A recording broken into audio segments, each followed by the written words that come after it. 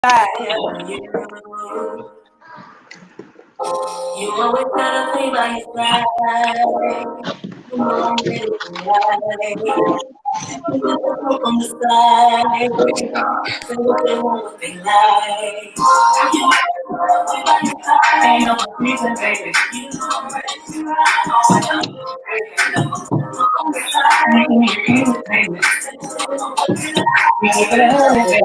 Y'all come on in. I see y'all popping in. Come on in. Come on in. We just a little bit late. Come on in. Oh. Fly for my king, fly for my king. Be a bell and I'll fly for my king. The joy he brings can see. Y'all make sure y'all share the video. This is a very important live. Please share the video. I know, but I wanna be for sure. I'm gonna keep it rocking till I all happy. Come on in, y'all. We got 30 people that I can see on the line.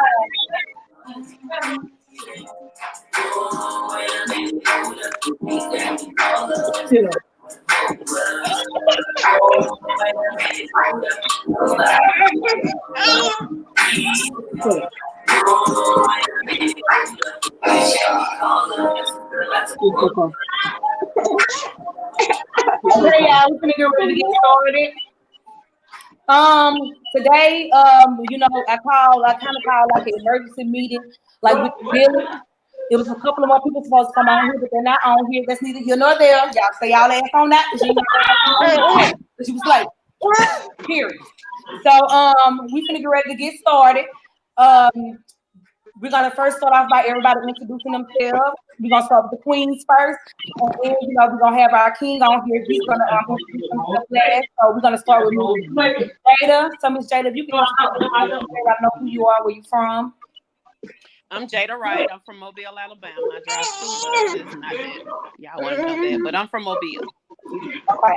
And LaQuisha, can you introduce yourself, please? My name is LaQuisha Williams, and I'm from Mobile. Oh, that's like the motherfucker. Moretown up in here. Moretown is in the building. Come on in, Alabama Chelsea. I'm from Mobile. Also, just recently moved to Sam's, Alabama. There's not much of a difference, but other side of town. Come on in, I never tell my child ask about y'all moving to Sims, but both came on in to come on here and speak to the people. So, first we want to start off with y'all. Well, the reason for this meeting is because, as you can see, the title of it is "Stop the Violence," and I know I've seen that, Constance, and it's a lot of violence that has been happening in Mobile, Alabama. It's a lot of violence that's been happening all over the world, but specifically in my city, there has been like 4 murders. It was like 4 murders in 48 hours. And then I had a cousin that got killed this morning. So it's just a whole lot of violence going on, a whole lot of bullshit going on. And at some point, we got to take responsibility and we got to stand up as parents and as mothers and fathers and people in the community and do something about it. We got to do something about it. I don't know what the fuck we're going to do. That's why we on here. So, Ms. Jada, I want to just start with you. What's up, Sunshine? I want to start with you, just telling us a little bit about your story and about the violence that you have experienced, the gun violence you've experienced with your son. Okay. It wasn't with a police officer or anything. I really think my child just, let me see, in the wrong place at the wrong time. You can preach to these kids, and preach to them, but you still have to stay on their back. Right. And mine to me was in the wrong place at the wrong time. But the people that were shooting, it's just senseless. You shooting at somebody and you didn't know who it was. It was right before Mardi Gras started, and he was in Trinidad, and we're from Trinidad. Okay. And he was there, and the folks he getting at the gas station, and they start shooting and shot right through his window. Ooh.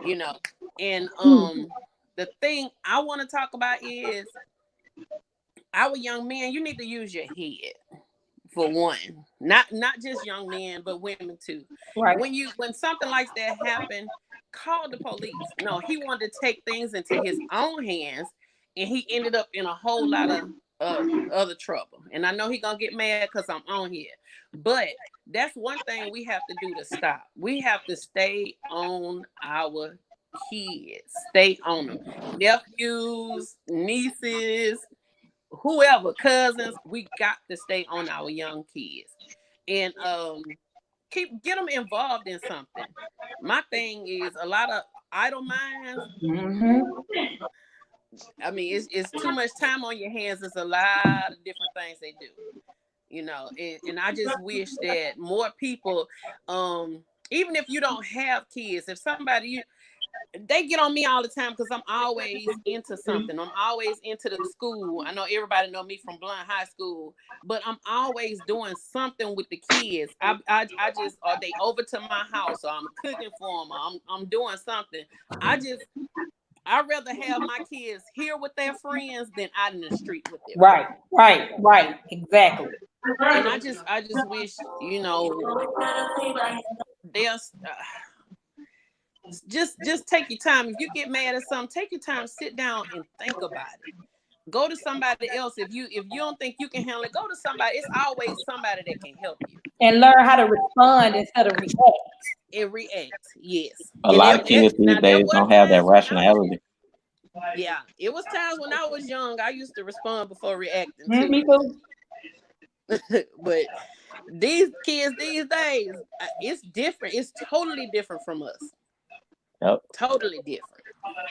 And then, you know, one of the difference with the kids being so different from us, the kids these days, is more because their mothers and fathers are their friends and not their parents. You know, parents want to appear to be, you know, I'm the cool mom, I'm the cool dad.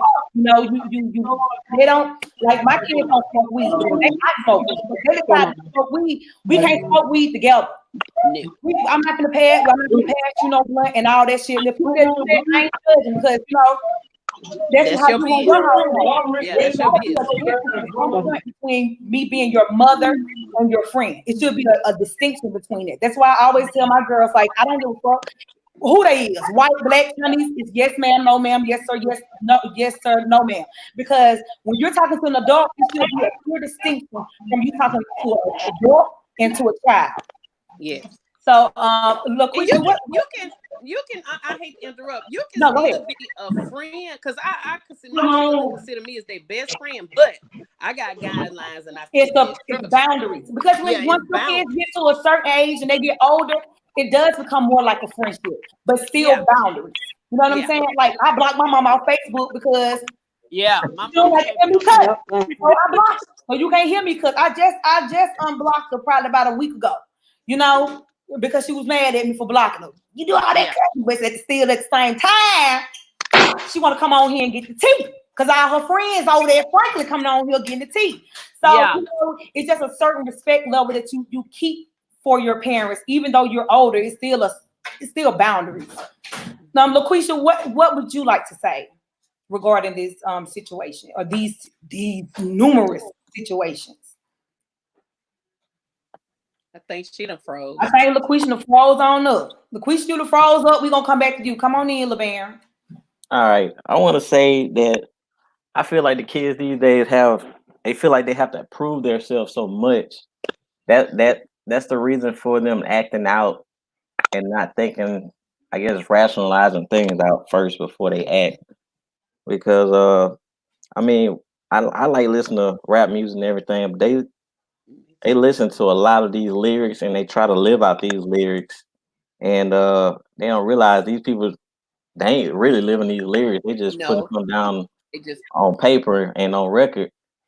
And while they sitting at their house, you know, living a good life, you out here telling us I'm finna start slanging this and I'm gonna hit a nigga with that pole and all this, but you got to live with the consequences, not them. Exactly. So, and to just piggyback off what you said, LeBaron, that is so true. That's one thing I used to tell my daughters when they would see like certain celebrities and see certain things. I would just be like, well, you know, this is an image that these people are portraying. You know, this is not you get all excited about what somebody else got going on. They ain't even got it going on. Right. You know, these people are owned by other people. Literally, these people are slaves to an industry. Yep. So I'm just like, you know, when you see rappers and all that kind of stuff, and that's true, LeBaron, they get on there, they make all these lyrics, and people love to say music ain't got nothing to do with what people. Yes, the fuck it do. Music has it has something to do with what we do. Music carries spirits. When you put on some goddamn Jodeci or some shit, you don't want to clap your hands and praise the Lord. It's time to get down. That's what time it is. And then in certain music gets you in certain moods and shit. So music does carry spirits. So you know, you get to see all these rappers talk about killing and I'm killing this person and robbing and drinking lean and permitting all this bullshit and taking all these pills and all that. And they ain't doing none of that shit. Right. They ain't doing none of that shit. They're not doing any of that stuff. They perpetuating that stuff in a video that is a controlled environment, you know, and then you sit up here and you listen to it and you keep listening to it and listening to it. And you believe in it. And next thing you start believing it and then you start living it. Yep. So that's why, and I say a lot of times, like when the kids, like my babies, they can't listen to certain stuff. What they do from around me, I can't control. But when they're around me, I can control it. So I'll tell them, I say that because you saying that, people don't realize that when you're singing these things, I'ma kill you, bitch, and I'm a but. You're speaking that shit into existence.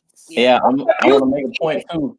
Like the guy that got killed yesterday, God rest his soul, but like after he got killed, I went and looked on like a couple of his friends' pages and they tagged him. You know, they started tagging everybody. Oh, bro, can't believe you gone. And he had a picture of, I think it was like last week or last month, but he made the comment, I feel like death around the corner and I'm the last one left. And like last night he got killed. It's like speaking your death into existence. Y'all gotta stop saying that shit. Y'all gotta stop doing it. Y'all gotta stop. If these rappers want to get on here and talk about that shit, let they folks sing it and believe it. Yeah. Because and let them back. Because when you keep on saying that shit, and I just really want to reiterate that when you guys listen to certain violent music and you keep on singing this shit and you keep on goddamn, oh, that's just my song, you saying it over and over, you playing it over and over and over and over, you ain't doing it but speaking that on your life. Right. Because that's exactly what you're doing. You know? So like even with writing music, I'm careful about, as bad as my mouth is, I write clean music because my children gotta listen to it. People that I love gotta listen to it, and I don't want nobody to be listening to it, keep saying, I'ma fuck you up and all that bullshit. And then next thing you know, somebody out here fucked up, and you wonder how I get fucked up because you kept on goddamn saying the shit. Yeah. You kept on putting that in the atmosphere. You know, no matter what type of religion you are or non-religious, it's the same thing. If you speak it, they teach you in the church. You speak it, you believe it, you can receive it. It's just, I don't know why people get it confused. Like it ain't the same shit. It's the same shit, and I need to teach that in church. In church, they only speak about it when it comes to financial gain, and that's what pissed me off with the church, and that's why I be on their ass like I do. You see what I'm saying? They only talk about speaking and believing and all that shit when it comes to getting financial, you know, some kind of financial house, a car, or this and this and that. They don't tell you that when y'all out there listening to the shit that y'all listening to, when y'all start believing it, and that y'all speaking this shit on y'all life. That's exactly what happened. I had to stop saying I don't have no money. I'm broke. I had to stop that. And you know why you ain't have no money? Because you was gonna be broke, and you believed that you weren't gonna have no money. And guess what? Your pocket showed up empty. Yeah, you can't say that shit. You can't say that. And another thing, this off subject. This ain't even really off subject, but this is something that y'all need to stop saying. I don't say this shit. You're not gonna see me ever say this shit. All that when somebody say something really funny and y'all say I'm dead. Stop saying it. I'm dead. I'm dead. I done hit so many people up in their inbox for saying that shit on my damn live. Stop saying I'm dead. It could be funny, but it ain't funny enough that you could die because you're saying you're doing it as if, you know, this is just, you know, what people say. People that used to say that shit. People that used to say, oh, I'm dying. I'm dying. People that used to say that shit. But now it's like, that's what everybody say. When somebody's funny, I'm dead. I'm dead.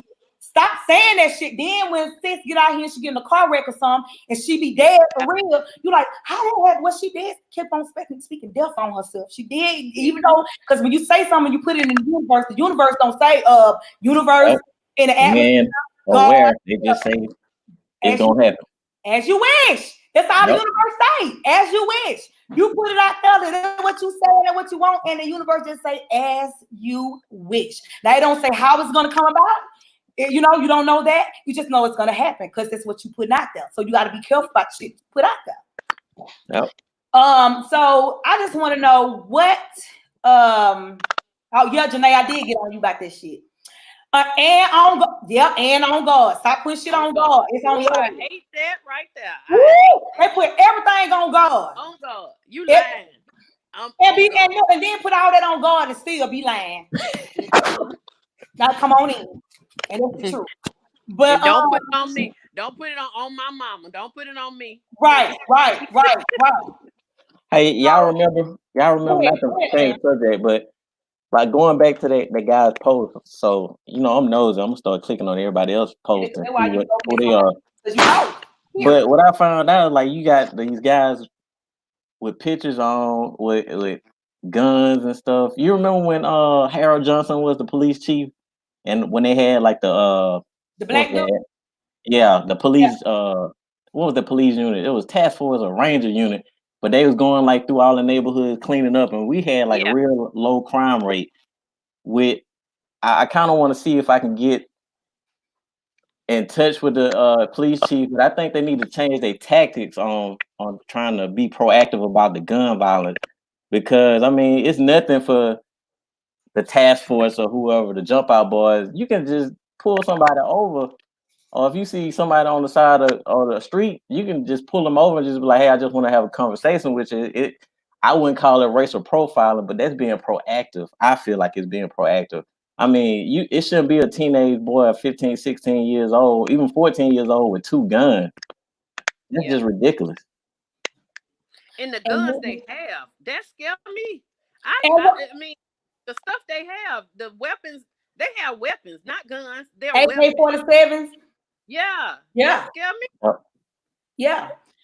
And it does start with you know, that is something that needs to be changed. The police policy and the way that they police the street, because the police used to be seen as people that's gonna come help us and rescue us out of a situation. Now the police are seen as the people that we need to be rescued from. And that's so backwards, because the whole idea of even having police came from just keeping order. You know, it didn't come from I need to shoot you and all of that kind of stuff. I just watched a video the other day. I told you guys, and I recorded. I had so much death on my timeline. I was just like, I can't put no more death on my timeline.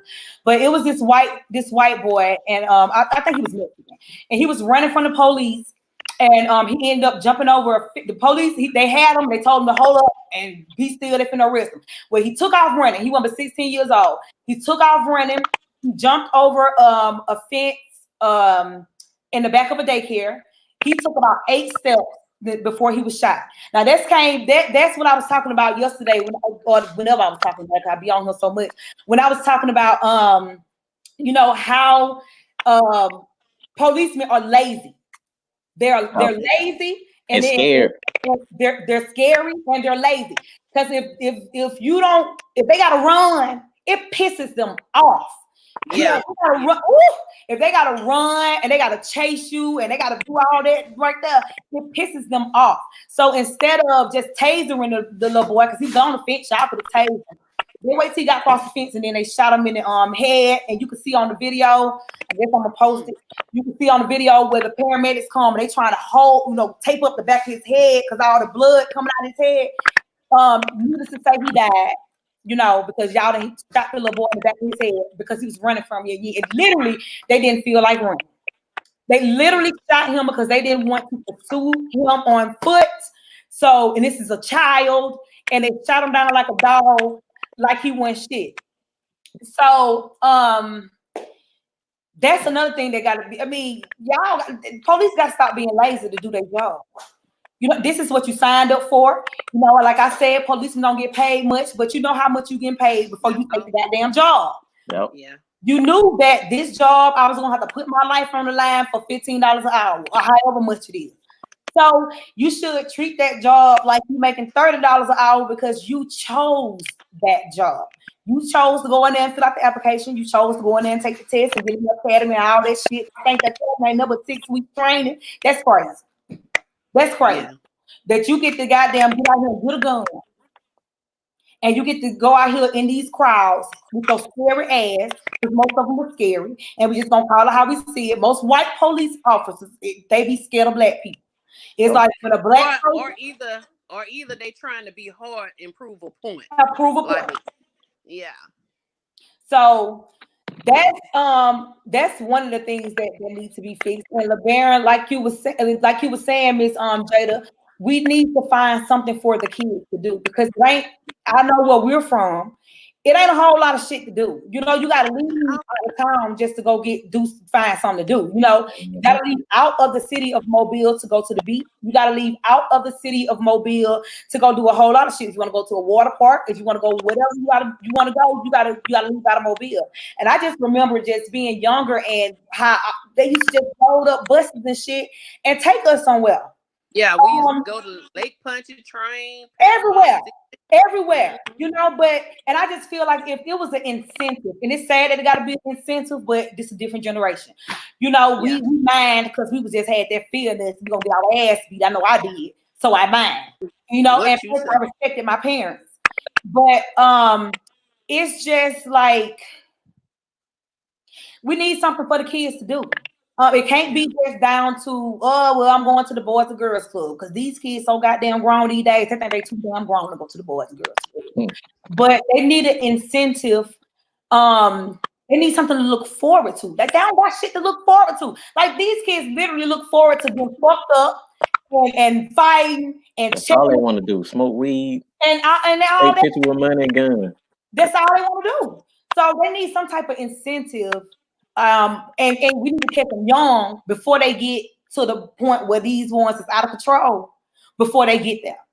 I don't know whether it be I don't know whether it should be, you know, they should be looking forward to going on a trip once a month. It's enough people in Mobile that got businesses and make money and all this shit to make this stuff happen. Like I used to have what was that, the Enrich program, the way like if you was a teenage kid you could have like a summer job through I forgot what program. I know Waterworks still doing that, and they had some applications out too. And a lot of problems we have, that same thing with scholarships too. They just don't sign up for them. They just parents don't. They have these things available, but they won't sign up for them or try to do it. Like, it's laziness. That's why our whole race is lazy. Lazy, yep. and waiting on somebody. Yep.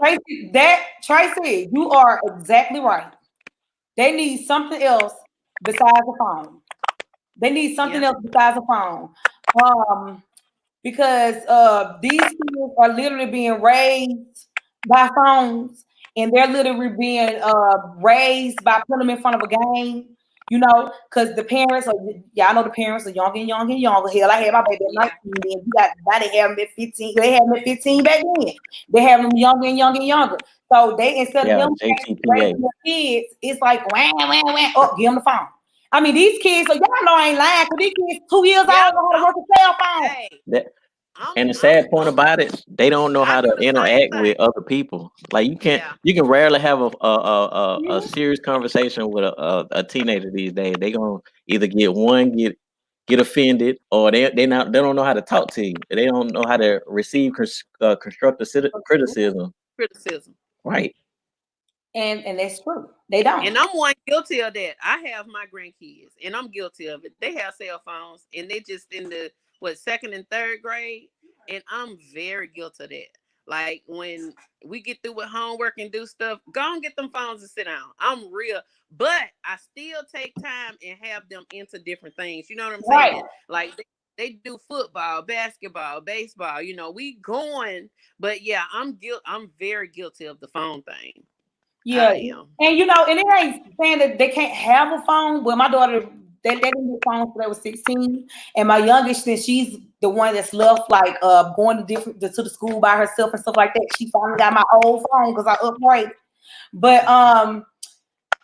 these phones, it's not that it's bad to have a phone or to give the children phones. It's just too much freedom on the phone. It's too much.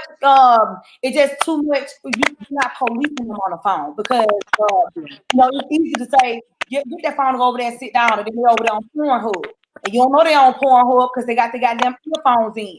Or they over there, looking at shit that they ain't got no business that's inappropriate because they put their headphones in. You ain't standing right over them when they on the phone, and they can have a phone, but it's the amount of time spent on the phone. They can't be on the phone all goddamn day and the phone raise them. So it's not a crime for them to have a phone, and these days you can't even walk down the street without getting kidnapped. So they need a phone. They really do. My daughter didn't get a phone because her ass, we pick you up and drop you off. You don't need no phone. Call me from the house, because these kids too smart. I'm like, look, you're going to be exposed to too much too soon. Whatever you being exposed when you're not from around me, ain't nothing I can do about that. But they do. They are literally exposed too soon to a whole lot of stuff. So Jarita said, hello, for some information. For your information, some churches also have scholarships and people don't know. They just need to sign up for them. That's true. That's true. A lot of churches give out scholarships, whether they give out the kids $500 a piece, $1,000 a piece or more. They do. But a lot of kids are not even interested in going to school or we can't hear you. We can't hear. I think you got your phone ain't muted. But we're not, they're not, they're not really interested in going to school these days. And that's not to say that that's something bad because, a lot of children don't want to be in debt, and stuff like that, but they need something to do. They need to be inspired by something besides just being a rapper and, being in the music industry or whatever it is that they want to be in. They definitely need to do something besides that. Can I hear you? What they don't know is in today's world, a trade will get you more money than sometimes a college education. HVAC, plumbing, all of that shit. That's that good money. Well, HVAC work, man, that's guaranteed money. $30 an hour type of money. You know what I'm saying? Bishop State has the Alabama Power program. It's through the Carver campus. You go down there, if you got a GED or whatever, they give you 2 weeks of training, or it might be more than that training, but you getting paid to go to school, and then they put you right in. At $23 an hour, the guy came and talked to us from the unemployment office, and he offered that information. I mean, it's a lot of different programs through Carver and Bishop State that you can get into. But I'm glad that you on here so that you could tell us about some of that stuff, because a lot of people just don't know, and a lot of people parents are so sorry that they don't try to go find out. So if what other stuff do you know, Ms. Jada? In Amazon, and right now Amazon is hiring like left and right. I used to work for Amazon, $15 an hour off the top. Yeah, well, I think my son started at 20 something during this pandemic thing. Yeah, and they still hiring now because he works at Amazon. Then he goes to Walmart and work. But it's all you have to do is go down. I think his name, Mr. Smith, at the unemployment office. I mean, he welcomes anybody. They got longshoreman programs that's available now. They're hiring for. That's good money. They got the longshoremen. You know how the Exxon plant has the shutdowns where you go out of town and work different. They got that program. And I just talked to him 2 weeks ago. No, I do the lunches for the feeding the lunches for the school children. The school while it's out. And he came through with his grandkids, and I talked to him. And I wish I had them pamphlets. I don't know what I did with them pamphlets. But when I do get them, I put them up on your page. Okay. Somebody's business. But he was telling me about the different programs that were open and stuff, and that was one of them. But Alabama Power, I know for sure, in the longshoreman program, they're hiring right now. Let me say something, Jada.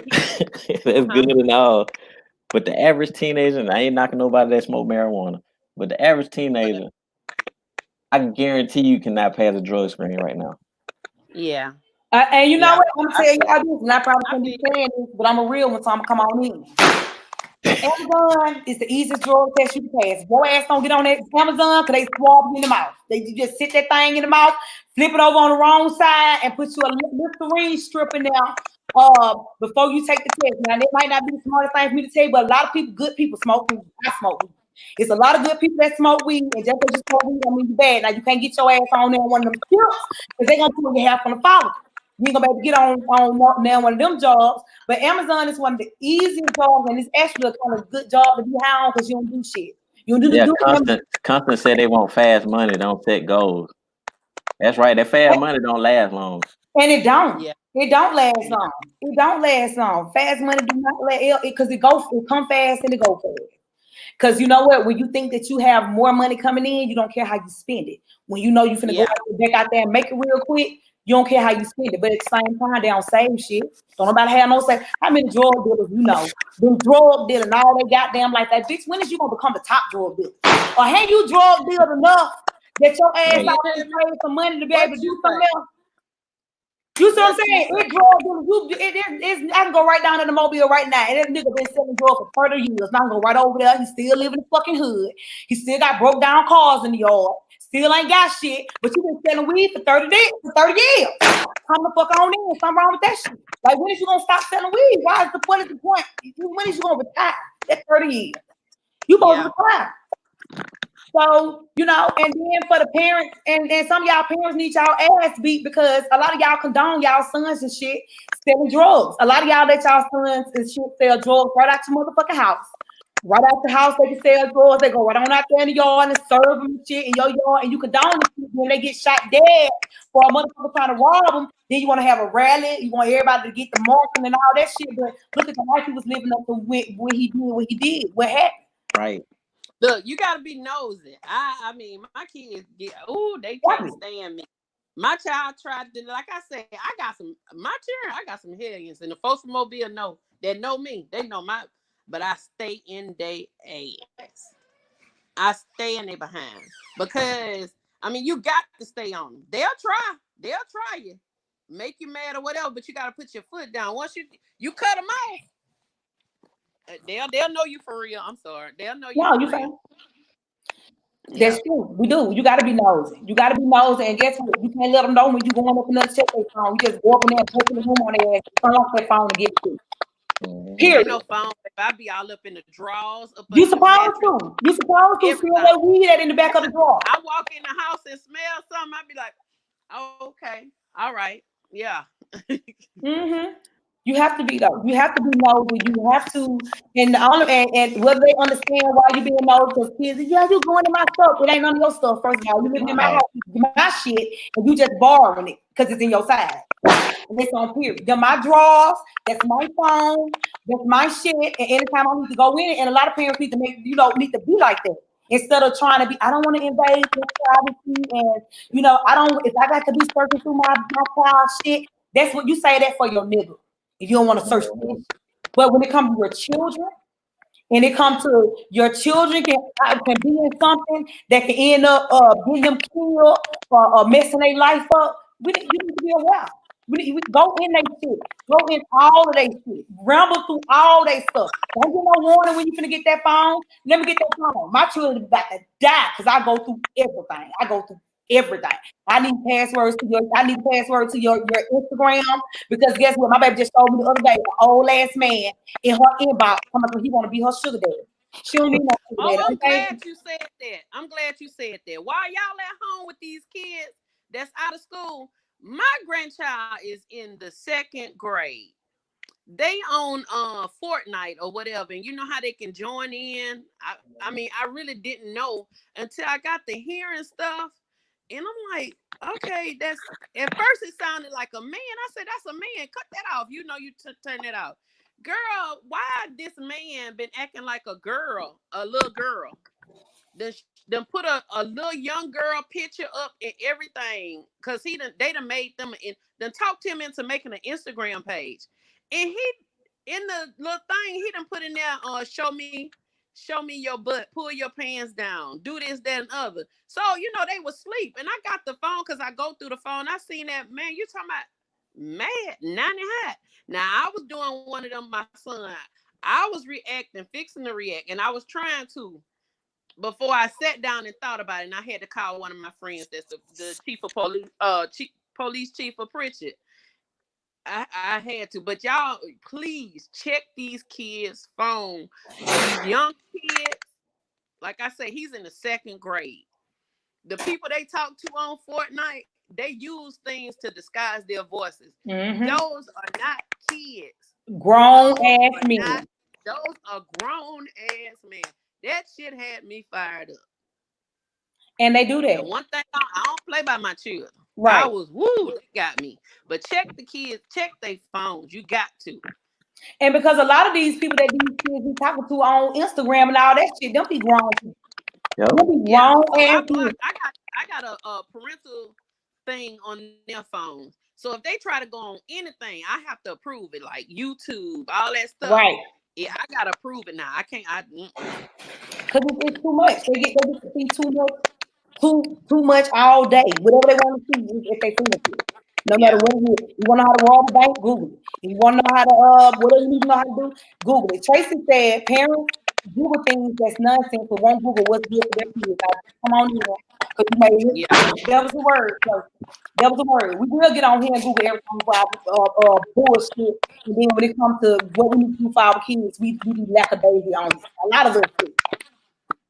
Jump in, man. Well, I tell you what, this pandemic to put me on my toes, baby, because it's a lot of stuff. This homework, for one, and then right. all this stuff going on, it done put me on my toes. I'm back in school again. I'm back watching. Child, I ain't know how much I was missing. Mm-hmm. Yeah, it's definitely eye-opening because you just don't know how much the teacher's going through. I mean, my wife's a teacher, but I know because I'm a bus driver. I know what they go through, but with mine here, woo, Jesus. And that's why I say you can't say your child don't need no medicine, because some of y'all realize that y'all children, the teacher been trying to get them on medicine for this 1st grade. They might need that shit because it's crazy. Hell, I need the medicine. I'm telling you. So let me tell you, for real. But LeBaron, what else did you want to say as far? Well, let me ask y'all this. So what did we start? The conversation has to take place first. And that's what we're doing. I wish more people would have came on here. I sent y'all shit. Y'all ain't come on here, so don't stop talking about it if you ain't gonna be about it.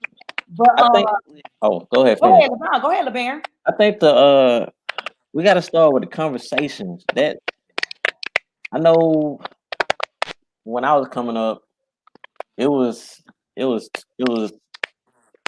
back and forth. But I think now the kids, the youth, they need people to listen. So it's got to be some kind of bridge to where you can get the way you can pull it out of them. Just be like, hey, just know their mindset. Because I mean, I talk to my cousins all the time, and he'll be like, I was like, man, I just don't understand like why y'all wearing skinny jeans and all this, and you buy them 2 sizes. He be like, man, that's the style, you know. I'm like, but yeah, but you like a girl.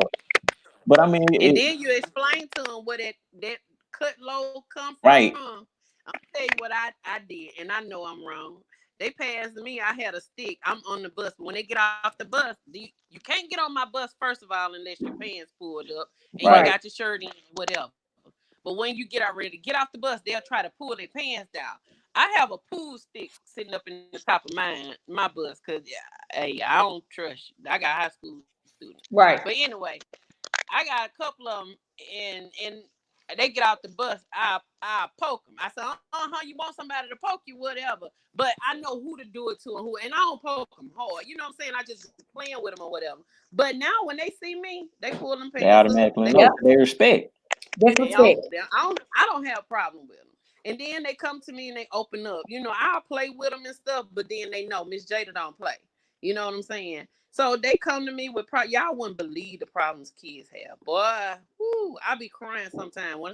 I don't do it in front of them. When they get off the bus, I'll be like, Lord, what do I need to do? You know, then I'll be like, well, you can't listen to everything a child say.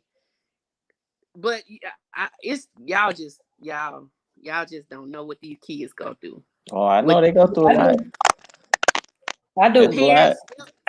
Parents mistreating them and all that stuff. They ain't getting meals at the house. Mm-hmm. Yeah. In the dark. It's crazy. But they just really need somebody to talk to. They do. You know, everybody say I'm mean or I'm this, that, and other, but hey, I'm approachable. You know, I just let them know I don't play. But you can Right. come talk to me about anything. I'll go to you and see if I can go to your parent and we talk together. See, I'm one of them. You know, you come to me with One that we whatever need. going on, but I gotta put your parent in. I'm gonna call your parent now. We gotta talk. I can't do this by myself. We gotta get Right. your parent in and see, you know. And I try to check, see that the parent is approachable. If it's not, then I'll take it to the principal. I got a friend, Tim Hale. I'll take it to him and he'll, you know, work it out, you know, that way or whatever. But Yeah, we just sometimes you have to just be gotta get down on their level. They gotta, like you say, they gotta respect you, but your initial approach is gonna tell it Determine. all. Yeah. Yeah, that's gonna Yeah. determine how they take you. Mm-hmm. Because if you coming at them all, you know, rough and stuff, they gonna be Yeah. like, oh no, they Offensive. either gonna turn away from you or they gonna turn against you. So you Mhm. gotta Yeah. it gotta be a balance It does. where you can come and And talk you to them. have to read them first too. You know, you can, like, somebody come around me, I have to read them. Say, well, hey, how you doing? If they don't speak, then I have to see where else I can come in at. You know what I'm saying? You know, you have to read these kids because you got some that's got an interior that's so hard. It's hard to tear down. Like Mhm. I'm gonna use Sierra Johnson, one of my basketball players. She's at Alabama. She graduated this year from Alabama. She played basketball up there. Sierra just shut down everybody. Miss Jada, I ain't playing no more. I ain't going to school. I'm talking about all the talent in the world. I don't know if y'all know CC, but she played for Alabama. We sat down. I took her. We were going to a basketball game, and she said, "I'm done. After this game, I'm done." Because they had her sitting out because she did something in school. And you know, if you do something in school, you're supposed to sit out the first quarter, and then you go in, or the first half, or whatever. Mm-hmm. Well, I had to take her off the bus because she was really and truly just shut down. She was like, I give up. I just want to just quit school, this, that, and the other. And we talked, and I stayed on her. And she got her mom and them stay on her too. She got some good, her family, she got a good backing with her family and stuff. But at school, you know, we had to have the other family there. Right. But now she top of her game. She graduated, might be going to the WNBA, you know. Look at that. But you never know. And she inboxed me and she, Miss Jada, you don't, like I always tell them, I might not could be there for us money wise or whatever, but babe, I'm always praying for you. I'm cheering you on. I'm gonna be your loudest cheerleader, your best cheerleader. But they just need that, you know, sometimes to know I got it. It's there, or to help bring it out of them. Or nurture the gift that you see in them. Arkeisha says, I think kids are afraid to talk because they're told they can't have opinions or can't say how they feel. I allow my daughters to talk to me about anything. I want to be the first person they come to when absolutely anything is going on. That's true because some of them they already putting up a facade for everybody else, Cole. Mm-hmm. They're gonna put on this fakeness, but inside they're a whole totally different person. A whole child. Yep. A whole child. And Arkeisha, you made a good point. I've talked about that before. You made a very good point. I say all the time, Black parents got to get out of the don't tell nobody, don't be my business, or when the kids try to say something, shut up. You just listen to what I got to say. Like that right there. First of all, you're teaching your child how not to communicate. You know, if every time they try to say something and you shut them down, talking down on them. How are they supposed to communicate? How are they supposed to learn to communicate? And then when you have them out here, they're doing certain stuff, or if somebody, molest them or do something like that to them, then you want to, you wondering how this happened? Why you gonna come tell me that Uncle John was doing you like this? Well, because all my life you have really instilled in me that we don't tell the family business, and that if I'm talking to grown people are right, and I tell them and I let them talk. So how am I supposed to come to you and say this what Uncle John doing when you basically making me feel like I'm a child and you gonna believe what I say? I don't even have a fucking opinion. Mm-hmm. Because that's how it is. That's exactly how it is, and that's exactly how we do our children, and we got to stop doing that because people think because they're children and that they can be talked down on, or you can talk to them crazy. But you have to realize that they're children, but they're people. They're young people, and I just choose to talk to these kids around here like they're young people instead of just, cussing them out or whatever. When you talk to children like people, they respond like a person. But when you come to them hollering at them and you doing all that shit and they've been talking, not saying nothing, those are the ones that's closed off and closed up. The ones that's how you know when they don't have an opinion at home. They're not allowed to speak and they're told to stay in a child's place. I've never understood how having an opinion and saying, no, mama, that ain't what happened. Shut up. You calling me a lie? Well, you lying. That ain't what happened. And I hate that shit. I don't do that to my children. You calling me, you lying. You calling me a lie. I mean, I ain't calling you no lie. But that's the first thing. So I ain't calling you no lie. But I'm just trying to say that ain't what happened. That ain't what happened. We gotta stop doing that shit. If they talk back, they say anything, they being disrespectful, and they don't even gotta be being disrespectful. But black people just feel like if you're a child, you don't have a fucking opinion. You don't say shit, and a lot of us is raised like that. You don't say shit, then you wonder why they end up being so angry and so violent, and they lash out because now when they're gonna be becoming an adult or older, now I can finally say what the fuck I want to say. I'm gonna unleash all that I couldn't say on you because I couldn't speak for so long. I didn't have a voice. So, Arkeisha, that's a very good point, and we definitely have to put cutting out. Somebody's trying to be, the parents are trying to be the child's friend instead of being a parent. That's true because I know when I was coming up, any kind of money you wanted, you had to work for it. Now these kids getting brand new J's that's coming out every month. You just giving it to them. You're not making them earn anything. You're not making them work for anything. They feel like they're entitled to everything. And it's the parents that make them feel like they're entitled because that's why they don't have to earn nothing because you got if you'll notice the baddest children in school and the dumbest ones, they don't do nothing. Be the most best dressed kids. Yep. Those are the best dressed kids.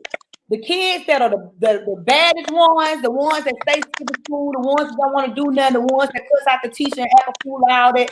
Those are the kids with the J's on and all of that. And then you always have the kids that doing right. They be the worst dressed ones. That's crazy. It's like we reward our kids for doing bad shit.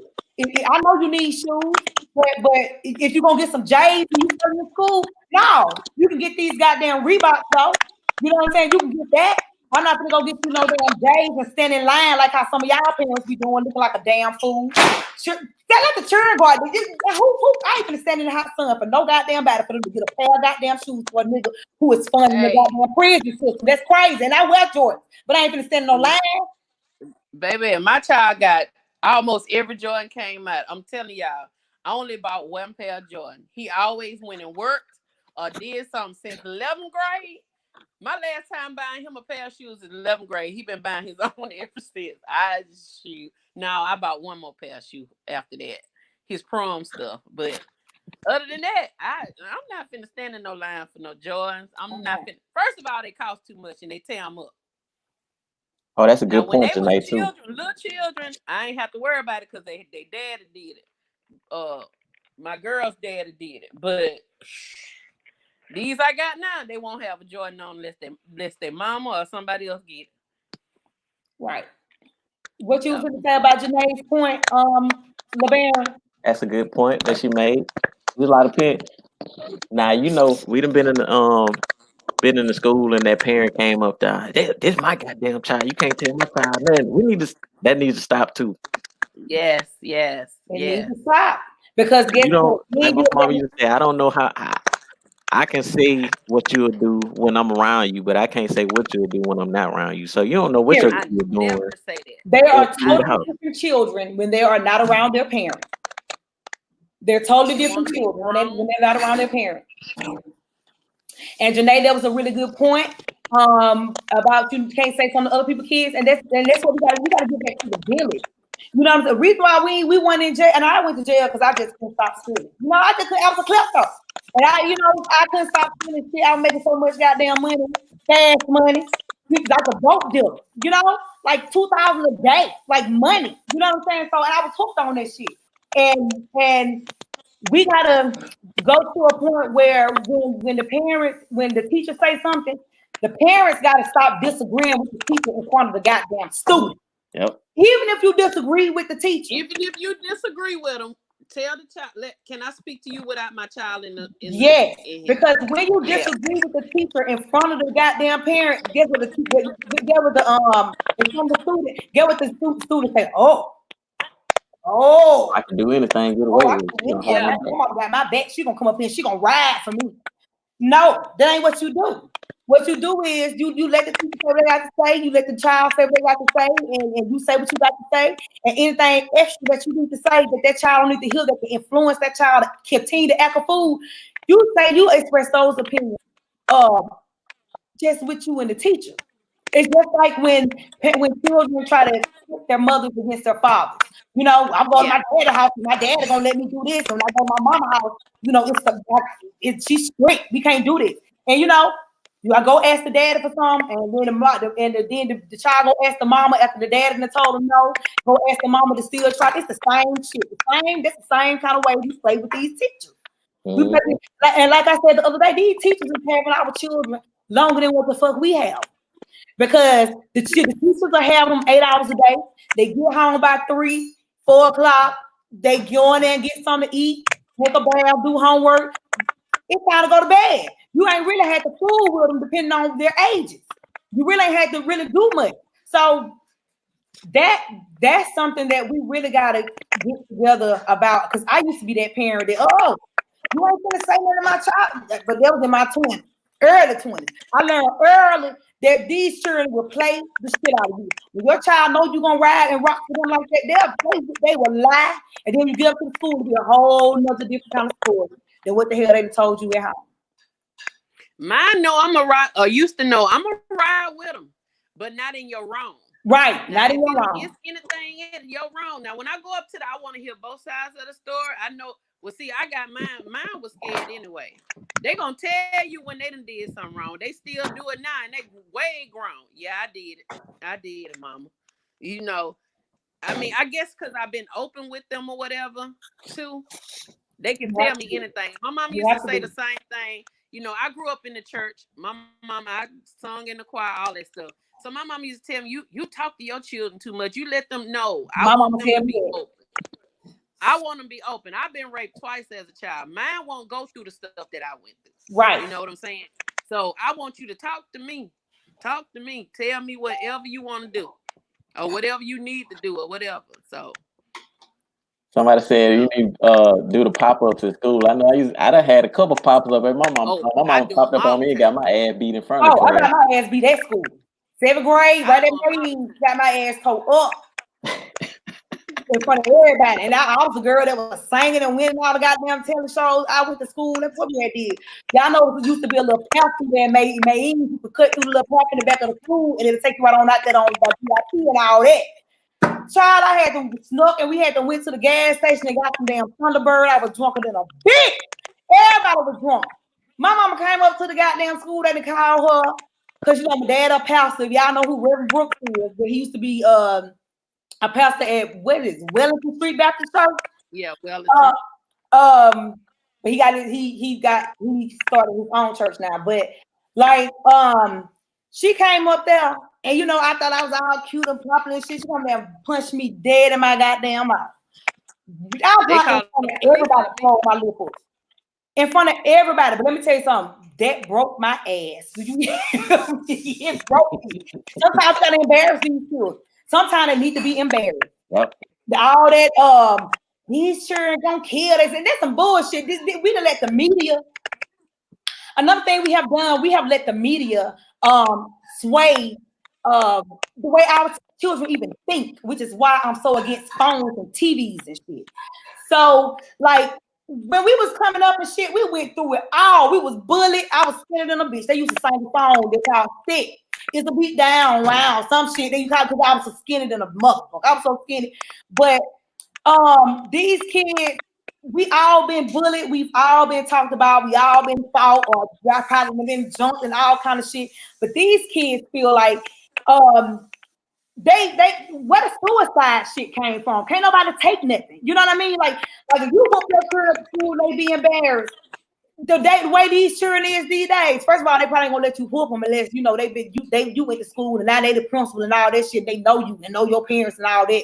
But like these kids literally resort to, I'm gonna commit suicide. Like the girl with that was with R. Kelly that I was talking about on my show Saturday night. The one that's just messed up in the head. The reason why she even ended up going with R. Kelly at that age, she was about to turn 18, was because she told her mother now she was gonna commit suicide. If y'all don't let me go, yeah, keep you happy in her motherfucking business. If y'all don't let me go with him, because she had been slipping around talking to him. If y'all don't let me go with him, I turn 18 in a couple of months. If y'all don't let me go, I'm gonna leave anyway, or I'm gonna commit suicide. So these kids, she would have been a dead ass. She would have been hanging in her goddamn clothes. And that's on period. Because I wouldn't let you talk and now she more fucked up than what she was than anything. She more messed up. So we gotta stop letting our kids bully us.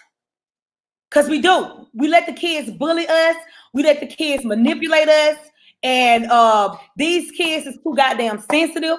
You can't say nothing to them. When you say something to them, first thing they want to do is cry. I don't understand. I just wasn't raised like that, and I feel like the only reason why this generation is like that is because that's how we have allowed them to do. People get out here and protest about well, she hung herself because she was being bullied. Where the fuck did that come from? That shit started at home. Because if you build your children up from the time they come out your ass, I got 2 dark-skinned children. I got a child that's really bright. That bright-skinned child had never thought she was so much cuter than those dark-skinned children. Because my dark-skinned children, they think they're fucking gorgeous. But that's because we put that shit in them at a young age. Because I knew that they was going to have people coming out there saying, with the red sisters look better than the dark sisters. I ain't want that shit. You know? So I had to build them up so they feel like their color is the shit. So it starts at home with us building these kids up. So when somebody say, "Oh, your shoes so ugly, oh, your shoes toed up, and you can't get this and you can't do that," or yo, you ain't got the latest hairstyles and you ain't wearing no weave, because my children ain't got no weaves. You ain't wearing no weave and you can't do this, and then then the child want to go kill themselves because they feel like they don't fit in and they being bullied and shit. That shit, that's a product of some weak ass parenting, and nobody can't tell me nothing no goddamn different. Keon, are you taking invitations to this live? Huh? You still taking invitations to the live? Yes. Come on in. Okay, I got somebody I want to come in and you see them on your end? Yeah. Okay, bring them on in. Come on in. I don't see if I just sent the link to him. He might be able to pop in. Okay. So yeah, whoever it is, come on here. We need them on here. What you say, Constance? Constance said, "Girl, these kids are committing suicide and they stuck on homosexuality and oral sex." And that is so, girl, that you going on to a whole other story, but that is the goddamn truth. That is the truth. Because these little girls out here are suck dick quick and easy. How many children you growing up in high school, you heard a room about such sucking dick on the bleachers and all that kind of shit going on? It's the same shit. Well, you know what? And I ain't gonna put it all on these children because some of us did the same shit. I wasn't sucking no dick. But I was smoking weed at 12. Some of us children was doing the same shit. But the difference is that our shit, when couldn't nobody screen record us and record us and put all our shit out here for everybody to see us doing our wrong. It's the only difference. But there was some sneaky shit going on. A lot of sneaky shit going on. A lot of y'all on here right now still sneaking. Still sneaking. What you say, Alicia? They started at 10, 11, and 12? Yeah. They start sex really early. That's what they see on TV and on these songs, on the music. Yeah. They glorify. Yeah. So of course, you keep hearing that and you keep talking about that, you're gonna try to go and do it. Yeah. And then like the girls, like it's so disheartening to see. And I get pissed and I report, and them takes like everybody who share a video of a little child shaking their ass and all that shit. And when if your page get blocked, you get blocked for 3 days. That be me. I be reporting y'all ass because sitting up here sharing pictures of these children popping their asses and all that, you need to take your motherfucking ass to jail. And I just really feel like if you sit there and watch a whole video of a little girl popping her ass and then you share it, I feel like you're a child molester. all that sharing it just so other people can see it, to me, that's like saying, oh, let me let all the rest of the old ass niggas see this baby on here popping their ass. And so I don't agree with that. And then the women, we got to do better. All that getting online, popping y'all ass and all that shit. I'm so sick and tired of these fucking twerk videos. I am so sick and tired. I'm tired of seeing y'all fucking ass booty. Probably ain't even days before you came on there and made the video, and then you just shaking ass all over the place. And then our girls see that and they feel like that's the only That's what you do. That's the only way they can get attention. Yeah. They can't put no clothes on to get no attention. In order for a man to accept me and love me and show me any attention, I gotta be naked. I gotta have my ass out, you know, I gotta have weave all the way down to my ass and all of that shit. And because that's what we perpetuate. And then the mom be in the background talking to the same bullshit, to the same shit, to the same shit. So that's crazy. That's crazy. My mama granny watched me. Let me see what you said. My mama granny watched me so hard that my sister had 2 pregnancies with 3 boys total. Lord have mercy, Jesus, because they had that eye on you because they thought you was gonna be the hot one in the show. And didn't even know sisters over there getting dick down. Come on in. That's how I be. That's how I be. That's how I be. The one that you be watching so hard, you watch one so hard, you don't even know the other one over there just getting dick down. Yep. We touched on that, Alicia, that the music influences the kids as well. Yeah, we touched on it. It does absolutely influence the kids because I believe that music carries spirits. Let's see. I'm trying to see. You also have with Go that ahead. music thing too.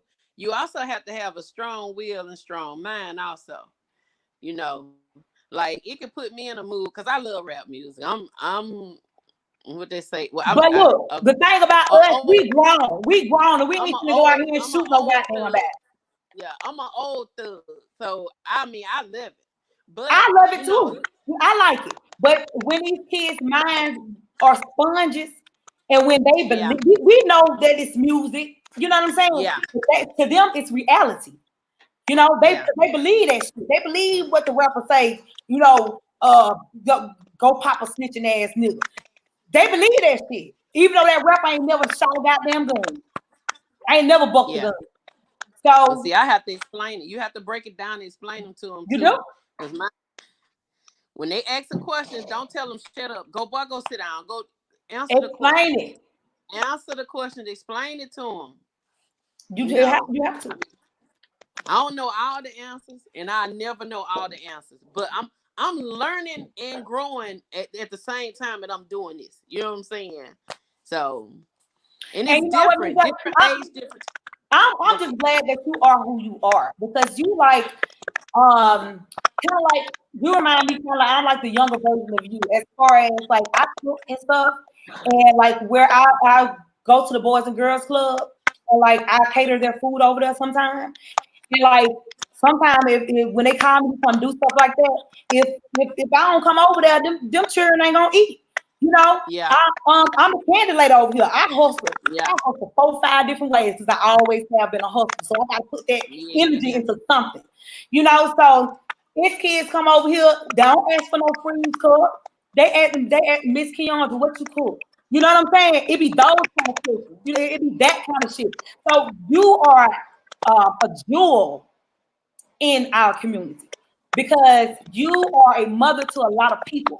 You know, and a lot of kids can't go talk to their parents about certain things, and they do find somebody that they can talk to. You know, and it ain't that you're trying to be, baby. Please don't make the goddamn thing go off on here.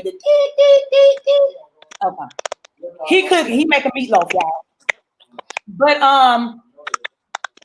okay, but we really just have to like and LeBaron with you coming over here, you know, they just made me just have even more respect for you because when I just put the call out and you hit me up and that just made me just have a whole nother level of respect for you and Miss Jada because it shows that you guys care and that you are concerned and that y'all want better for our community. Now, what are we going to do about what do you think we need to do about as far as mentorship? Woo. Yeah. That's a tough one because, like I said earlier,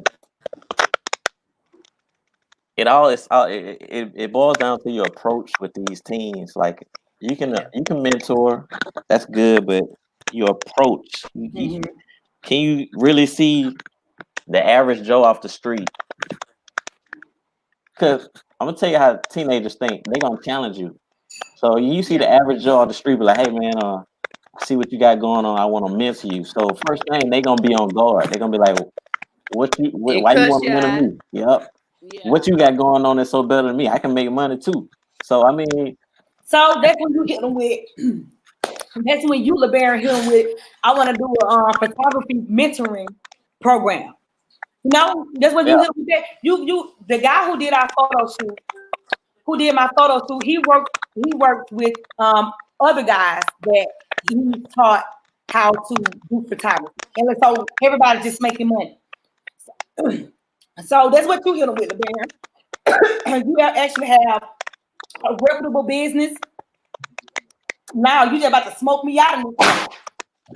You actually have a reputable business. You have something that is fun, something that is different every day. You know, you can grab a couple young men and be like, hey, you know, whoever you decide to mentor, somebody on here, y'all in Mobile, y'all hit up LeBaron. Yeah, hit me up. Hit LeBaron up.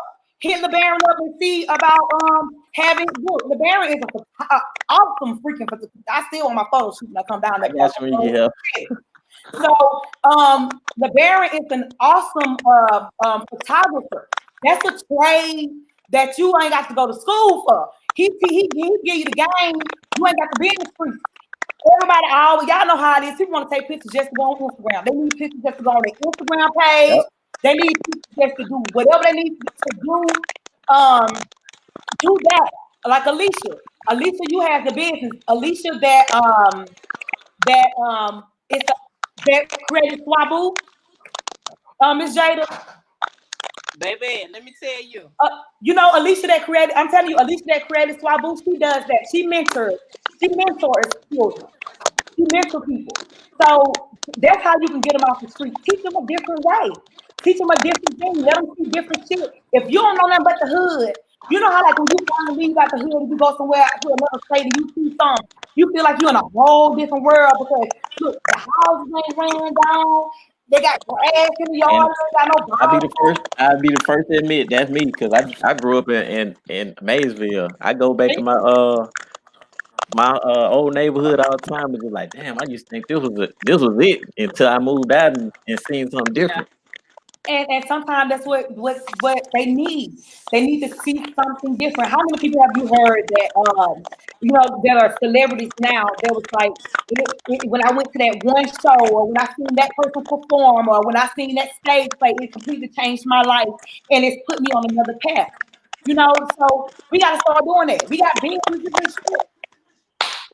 We need to pull some kids in and say that and show them something different. Because you can talk to them all day, but if you don't show them how to make money, right? You know what I'm saying? They're going to go back to the street. Okay, you got me tagging along and we ain't really doing shit. I'm just tagging along. But if you actually have a trade or a business or something it is that you do, when you take them along and you teach them shit, you giving them the game to get them out the street. You giving them a way to get out. Like with you mentoring people, Alicia, you're giving them, they're learning from you. They're learning that, okay, eventually I can start my little business because I know this business. Yeah. So, you know, we got to do that too. We got to stop being selfish and we got to stop being, trying to keep all of our resources and stuff that we know just to our family or to our cousins because we leave this world to all the children, to all the kids. When we die, like I said, we die and we leave here. We can't come back here and fight for our kids once we dead and gone. We dead and gone. And only the things that we have taught them and the wisdom and the knowledge that we have poured into them and imparted into them, and the things that the trades and shit that we have, that's what's gonna be here to take them to the next level and where they gotta go. So we need to do that. We need to think about it's so many people down there with businesses. It's a lot of people down there in Mobile, Alabama with businesses. Hell, some of y'all have been on my show. Get some more kids and take them with you, not just your kids. You already know that your kids and your kids straight and they good and they eat every day and they lights don't never be off and all that bullshit. Okay, your kids good. Go and goddamn help somebody else child. Man, I wish I could get my brother Mark on this. He's trying to this get on character. him. Yeah. Look, LeBaron, hit me up in my inbox on Keith's feet and give me his address, his email address, and then I'll send the link. All right. And I'll send the link to him. And see, a lot of times what I do instead of going in the, I just get them at the school and talk to them because I'm up at the school all the time in between my little bus run or whatever. So that's when I get on a lot of mine. Okay. So I'm just waiting for you. You think it, LeBaron? I'm finna get it from him. Okay. All right. So while we're waiting, I'm gonna go in. Miss Jada, if you got anything that you want to elaborate on. No, not really. I mean, I Hey, think send me your email address. I'm gonna send it to the 16 invitation. Huh? All right. I said I think I'd have said everything. Probably too much. No, you didn't. You ain't said too much. Hey, did you do the the live with the Democrat and Republican? I wanted to get on in on that, but I ain't really a Democrat. I ain't a Democrat or a Republican. I need you because I got a Democrat and I got a Republican. Remember, I said I need me a liberal or somebody that's non-political. Yeah, because I believe on. Like I have. Don't talk about it, LeBaron. Okay, no. Don't talk about it because you're gonna be on the show next week. Don't talk about it. I'm edgy. I'm glad I ain't made the flyer yet. I'm going there stealing one of your pictures off your page, so I got to put you on the flyer. I'm good. Thank you, LeBaron. I need you on this show. I need you on this show. Talked about 5 or 6 different subjects already. He may well go start talking. My bad. Look, I need him on that show. I just sent it to you. So LeBaron, you can continue to elaborate. I'm about to get ready to invite your cousin in.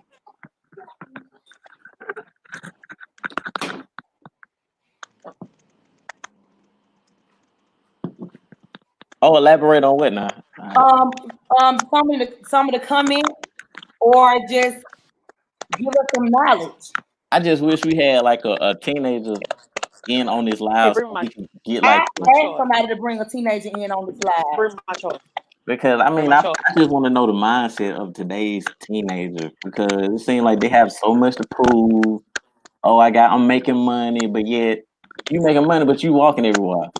It don't add up. It don't add up. It don't add up.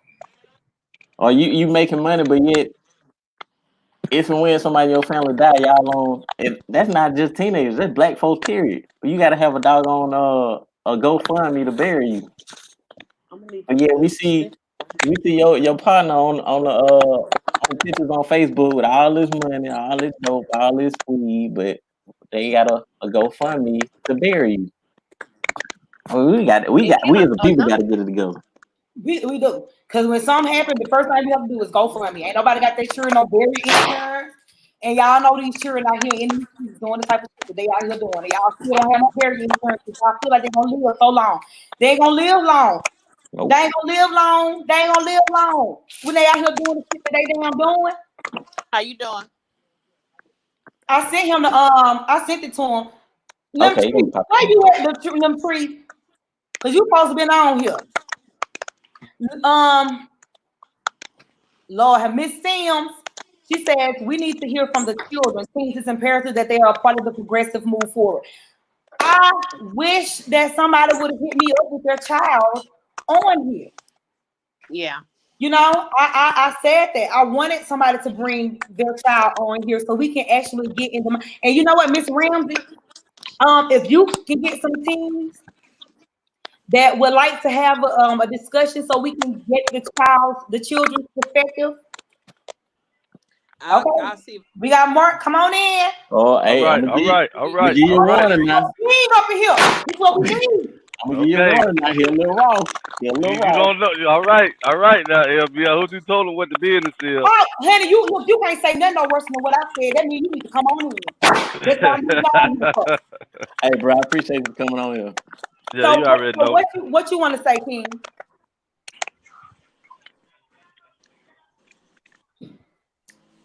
Yeah, I was just listening. I was reading some of the comments and stuff too with Alicia, and we was talking about how she take some of the kids out and work them, and she pay them for their time. You know, that's a good thing. But I've been doing a little studying and stuff, and it ain't all about what you pay them with cash. Mm-hmm. It's not all about cash, because anybody would do something for the money. Right. What you trying to be a character, Ooh. and money don't always get the character. I'm learning that with the stuff I've been reading the last couple of weeks while we've been sitting down. It's all about that's why people do intern. I got a daughter that did CNN intern for 3 years without no pay, going to Spelman. But now she's a head journalist up in New York. You see, so it ain't all about the money. That's cool that you pay them to be out in the hot sun, but you trying to build a character. And if you got them seeking money all the time, you ain't really building the character in the person for real. Because then they're doing it for the money instead of doing it for the money instead of the knowledge. Yeah, and the knowledge. Yeah, you're right. That's a very valid point. Being that I come from the hood, I'm straight hood. I gotta be careful how I talk. I gotta be careful how I speak with y'all, because I go way over left field with the way I talk. I'm being cut for real. He know how I am, so that's why he was telling y'all I'm about like her. I'm old school, baby girl. I'm old school on this thing. So, you know, I'm about 49 this year. So a lot of stuff I already seen. The single parent home, the mama on the drugs, the dad over here working hard. I want to go back and forth. I want to be over here in the hood because it's more relaxing. I don't want to be over here with dad because there's so much structure. And that's what we got. First thing is the division in the homes. It's I see you talking about the kids dancing and blase. That's cool, but some of these kids are just lost. You know, they just lost mentally. They don't know which way to go. They're getting cussed out. People don't understand when you cuss these kids out, you stomping them in the ground. You're not building them up. But it's so natural for us, I say us, out of the hood to talk like that. It become like a regular language to a normal language to everybody. You understand what I'm saying? Yeah. So like I said, it do start from the home, but some of them kids can get pulled away. Let's do that. Some of them can get pulled away. But what we got to work on is how we can pull them away from believing that even the family that they live with. Because if you are outsider and you trying to pull teenager kids or even younger kids from what they getting taught every day in their home, that's gonna be the hard part right there. Yeah, it is. You know, even if you into the church and you trying to grasp a couple of kids that you see with that might could do good, but when they're gonna go back home, you know, it's a tug of war. It's a tug of war. And now, like I said, only a few gonna be able to come on up out of there. You know. Yeah. I can keep on talking. I'm trying to see what y'all. That's what I was saying about my grandkids. I have custody of them, but when they go to their mama house, if they come back, I have to deprogram because they can do what they want to do over there, and I ain't having right. You know, see, so that's how dad was. Same with the schools. With my wife, a school teacher. She only got these kids for what, 7 hours a day, 8 hours a day. They go home. They ain't finna look at no books in some of these homes. No. So that's why I try to tell her, because she come from a strong background, family oriented family. I didn't. So I try to tell her, hey, look. Some of these kids ain't gonna move as fast as what you are moving. So you got to put she can't really just put herself in their shoes, but I try to bring her on to that. Like, this kid it's gonna take this kid a little bit more than this other kid. You understand what I'm saying? So if you send that paper home for them and they ain't been bringing it back, then you call to the house and say, hey, look at here. John ain't bringing his work back. You know, do you need any help? You don't know what some of these parents at in the hood. If we talking about the hood, now we ain't putting nobody down. Let's cause I'm straight hood. I'm straight hood. I'm just trying to do better. But if some of the parents, some of this teaching stuff now, they can't even help the kids. Like right now, these people doing homeschool. Some of them can't because they on the level. They ain't finished school. They ain't go. So let's just keep it real with all of that. Not that we put nobody down. We just keep it to the forefront. You know. So, you know, my wife will ask some of the parents, do y'all need a little bit more help? Y'all, you know, with the grooming of the kids. You know what I'm saying? So that's just on the knowledge part. Now, you know, like some kids just work hard anyway. Yeah. You know, so I Well, see y'all talking what about- you said they gotta have somebody behind them pushing them too. A lot of times. Yeah, you got to. right. You got Yeah. to. So You got to have some encouragement. I mean, even the hardest kid or the one with the hardest shell, you still got to push them and encourage them. You got to keep still gotta push encouraging. them and- Got to Yeah. keep encouraging. Yeah. and a got lot of to. times the only reason why they are as hard as they are is because of the way they raised. It is because Right. of the way they're talked to. It is because of the way that they're treated at home. You know, Right. a lot of black families, we was raised hard, and so we raised our children hard. You know, we gotta start with that's white folks shit. You know what I'm saying? It come to loving on our kids and not beating them down in the ground and all that shit. We don't do that. The first thing, that's white folks shit. Well, you know, some shit that white folks do, we need to pick up from. You know, Yep. some shit that they do as far as talking to their children like they're human beings and shit like that. We could take that type of shit Oh yeah. from white folks and apply that in our lives. You know, they Right. probably apply some of our strength in the relationship with their children. You know what I'm Right. saying? Yeah. But we can take, you know, that's why we can take from each other. You know, we can take some of their softness, you know, Right. their tenderness when it comes to their children. You know how you will see a white person. It's loving. Yeah. You know, it's loving, man. You Yeah. know, I moved here and I tell my wife all the time, I just never seen a family so loving. Like everybody always hugging, everybody always encouraging. And they always tell you I they just- love you. They always tell you they love you, like going and coming. Like I never experienced that.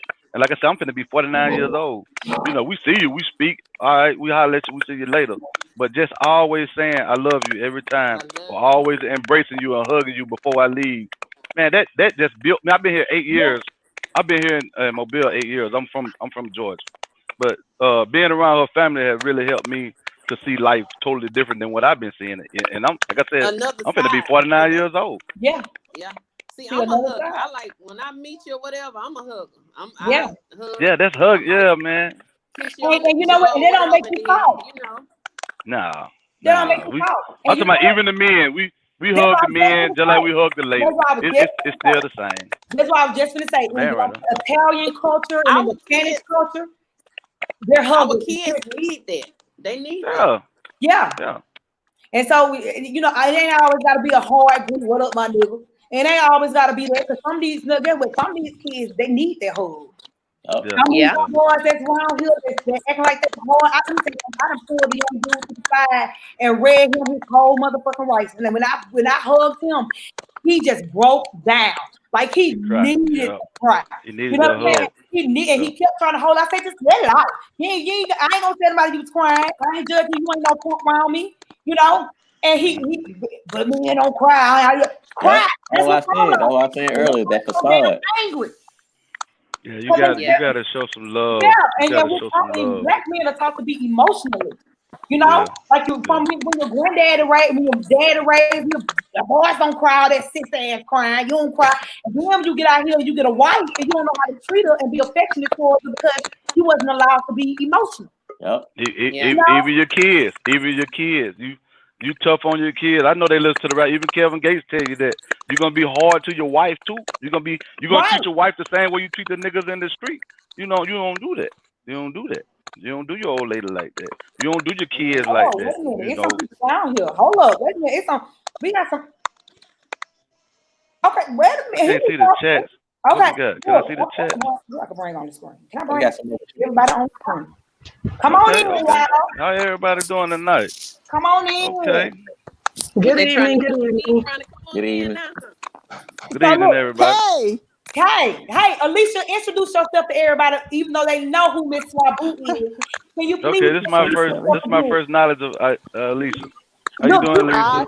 Alicia Hi, got how are you? Alicia got to tell us about your wife. Baby, Oh. Alicia got the best. She got the six on the Okay. Y'all are so slick. Feel Hey, like there you y'all. better see it. I am Alicia, Okay. the owner and creator of Swabu. And I just want to put my little 2 cents in Well, come here. on in, honey, because we want. Give me 5 cents. Okay, so Okay. look, your name is Matt, right? Is it Matt or Mark? It's Marcus, but you know whatever you do. Mark. Okay, so look, you were saying how, and I know I'm going back to the old No, topic. go But ahead. you were saying how I shouldn't pay these kids to help me, and I agree under like traditional standards. But these Right. kids, they're not motivated by anything other than money. But money. Because I've tried, and I had to learn that because that's what I thought originally. Because originally I was using my own family members. I was getting my young nieces and my young nephews, and I was saying, hey, like I took my nephew to New York for 7 days, all expenses paid to Curl Okay. Fest. We went to Okay. another event, and Okay. all expenses paid. Right. And literally, it still was like it wasn't it didn't motivate him enough. He ended up not even helping me after that event. Like, you have to, these kids only speak the language of money. Like, I know what you're saying is true, but these young kids, they don't want to hear it. If it ain't money. So what's next? Mm-mm. So what's next after? I'm just asking because I want to get knowledge myself. So Right, what's so next Milton. after you pay them for so long? How do you check and see? How do you check references and see if they are growing or learning other me, than just move boxes or whatever for you? You know what I'm saying? well, Like, for me, I find myself in a cyclical situation because I'm constantly having to find new people because they're not motivated to stay. Like, these kids are not motivated. They don't want to do the hard work. Like, they'll get out and they'll be hot outside. They'll be complaining how hot it is. I had one kid go off and he was smoking weed with another kid. You know, okay. I had one girl, oh, my stomach hurts. I mean, they're Mm-hmm. not like Mm-hmm. I don't know. Like, this is something that I've been struggling with these young kids. So for me now, I hire older women. I hire older people. I don't work with the kids because I feel like for me, they're not motivated by anything other than money. They're Yeah. not. Yeah. They're not. And you know, we talking about the youth, but I can share this with you. I'm a truck driver, so I usually have 2 or 3 different trucks. I mean, big trucks like rigs Mm-hmm, or whatever. mm-hmm. And I've noticed that some of the drivers as well are just running for the money. Mm-hmm. Now, if you was to ask them questions about getting ready to start their own business or stepping out on their own, they can't tell you them Yes. $1,000 a week, Mm-hmm, $1,400 a week, you mm-hmm. know. So they ain't learning the business. They just running for the check. That's why I asked Yes. you, are they growing in the business? No. Are they learning? See, No. they No. just chase. I'm So see, teaching we them. still losing them though. We still We're losing still them losing them. But if we just only got them chasing the money. That's what all do I you was do? trying to say. That's all. But what do you do? Because it's not necessarily that I'm trying. Like, like I have tried. Like, these kids. Like, I literally try. Like, I get them, and like, you know, when I feel like I'm like showing them the right things. Like, one time I met this millionaire, this investor. He was a millionaire investor here in Atlanta. He's actually building he's doing repairs in the West End Mall here in Atlanta. And he came up to my booth and we were talking, and I kind of had to push my nephew out there, like, hey, like, go talk to this guy, like, network with this guy. He's telling you he has a nephew. He was telling me about his nephew. And I'm like, you know, like, I shouldn't have to motivate you to understand, like, networking and connections. This is someone who, and I don't know. These kids are something else, man. You do have to. These You kids do are have something to. else. No, you do have to, because this is the first taste of that they are getting. You got to keep repetition. You know, like when we work out as men or ladies, that will build your muscles out, doing the same routine over and over. So yes, you do got to keep telling them. You got to, until you see that, especially if he is around you, if he or she is around you, if they're not grasping, the next time you have another meeting out like that and they're not running to that, then that means they still ain't catching it. So you still got to keep telling them. You know, don't just hold back and say, well, I'm tired. So if you got them right there, keep pushing them to do the same thing every time until they get it. Cause that's the main thing, is to get them. Yeah, that's true. So, I don't know. Miss Sims, can you introduce yourself, ma'am? And say, pronounce your name so I can know how to pronounce it. So I can Okay, well, you did pretty good though. But I bring you greetings from Morris Point, Mississippi. And so you're from Mobile area. So you probably know where Morris Point is, and we share in the continued violence as well. Oh, yeah. My name is Lametris Sims. Lametris. Okay. I tried to break it down phonetically for you earlier. Maybe I didn't do a good job. I probably will. I ain't even gonna lie. And I consider myself a community activist. I actually have a love and passion for children, the youth, and the community as well. I'm a retired Air Force veteran, but ultimately I'm a concerned citizen. It all starts there, and I am a parent. I'm a parent of one child, a 15-year-old son. And so I have many concerns about what all he'll be faced with when he walk outside that front door. Right. And so, as I stated in the comments, this has been a subject for many a day, many a years. And the persons that are missing that needs to be a part of it are the youth. We need the youth here. We can sit here. Yeah. My son is sitting right here, but see, he won't hear anything new tonight that he haven't heard the 15 years he's been living. Right. Okay, but with that being said, we as the adults, we as the mentors, we as the parents, the guardians, the teachers, whatever you want to call yourself, I just say, and we can't leave out, I use the term church family because yes, I'm spiritual and I'm not here to preach to anybody, but if my life leads you to Christ, wonderful. But you know what? It all starts there. It all starts there.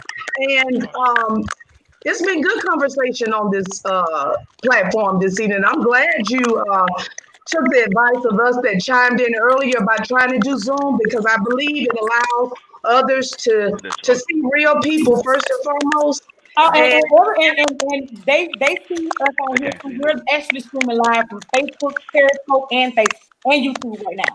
Well, outstanding, because we need the word to get out, and it's gonna start with us. And violence crosses all races, but unfortunately, it appears that our race is heavily impacted by it. Right. And so, I firmly believe it's a lack of love for who we are as a race. Yeah. You know, I know I heard you say earlier, Keandra, that I don't want to misquote you, but I think that you brought attention to how you really don't like that term black on black crime. I'm kind of there with you. I hate it. I'm kind of there with you because it's people on people crime. It happens in every neighborhood, but it's happening even the more in our neighborhood. So what can we do? Out of all this talking, we've been on live for over an hour. What can we do? We want to move forward to what do we need? Well, we need the youth. We need the youth to partner with us. We need to hear from them. We don't know what's all on their minds. I raise a boy, and I'm a single mother, but I don't use that term for any sympathy by far. But I am a single parent raising a boy. And I'm very limited, and any other woman that's raising a boy is very limited. Right. Because there's roles for a mother to play, and there's roles for a father to play. And that's where those mentors come in. Go ahead. What did you say? I'm just saying, that's where those male mentors come in at. Yes, and first and foremost, we're starting in the home as best we can. Because if it doesn't start at home, our children yearn for our attention. Mm-hmm. And if we don't give it to them, they're going to get it. Mm-hmm. And so the world outside of the front door of our homes knows how to get their attention. And I'm not saying we need to dumb down being a parent.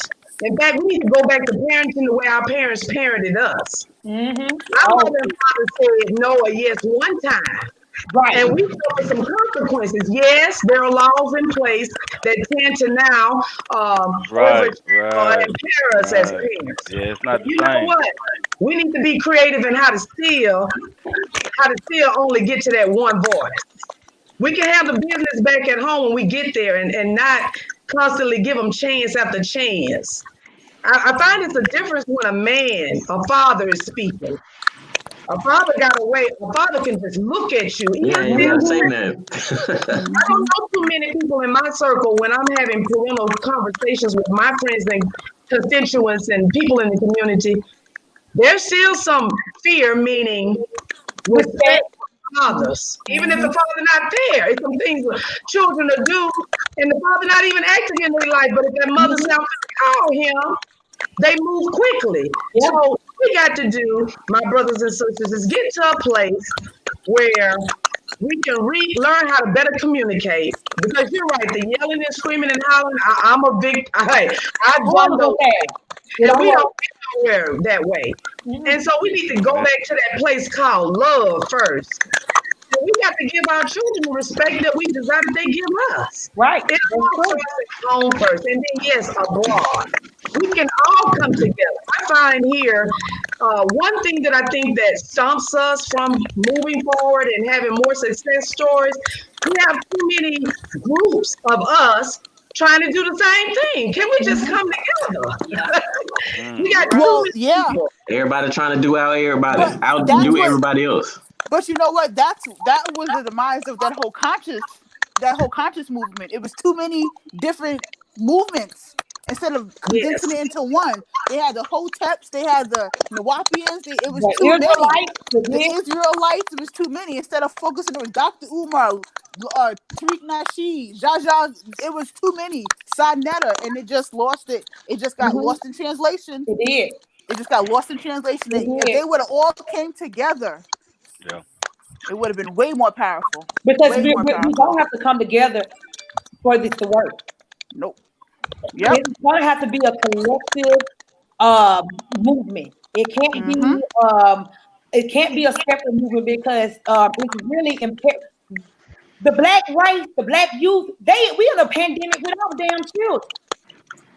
But that's the problem. Yeah. The problem is that we can't come together, and I find particularly within like that black conscious community, it's too much masculine energy, too many chiefs and not enough Indians. Everyone's trying to hold the position instead of playing their role. Like I really think like if Tariq Nasheed, Dr. Umar, these guys would have came together, they would have been unstoppable. Instead of competing.